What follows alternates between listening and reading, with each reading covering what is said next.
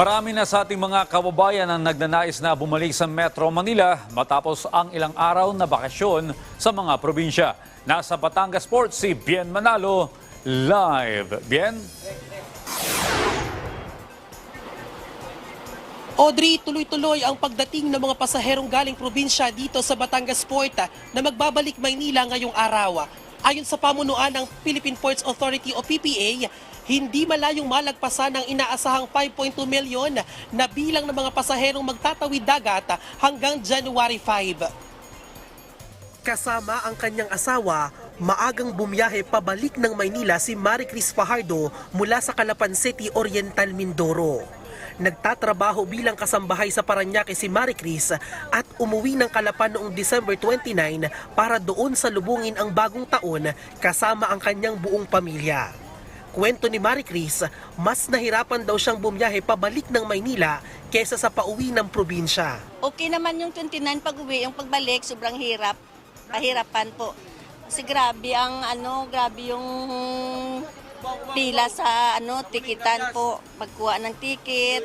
Mas pinili rin umano ni Maricris na bumili na lang ng ticket sa terminal kesa mag-book online. Hindi namin alam na may online booking po. Ayon sa opisyal ng isang bus transport service, pumalo sa mahigit 6,000 ang bilang ng mga pasaherong nagbalik sa Maynila kahapon.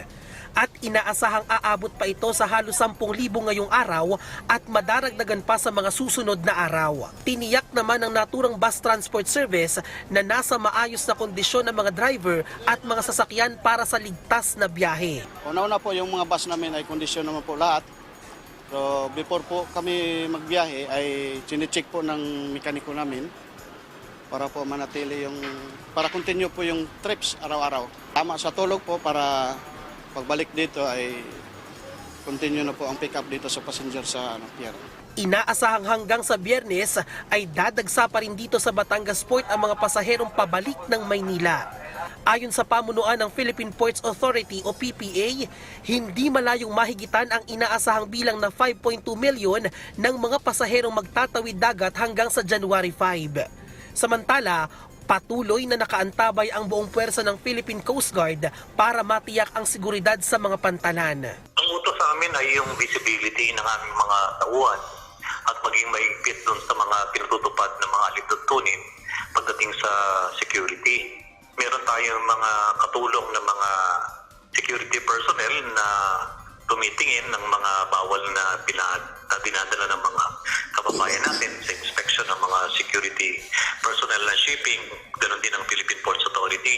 May dagdag din tayong K9 at sa loob ng barko meron din tayong Sea Marshal na tumutulong naman doon sa mga personnel ng barko para mapanatili yung kaayusan habang naglalakbay yung mga kababayan natin.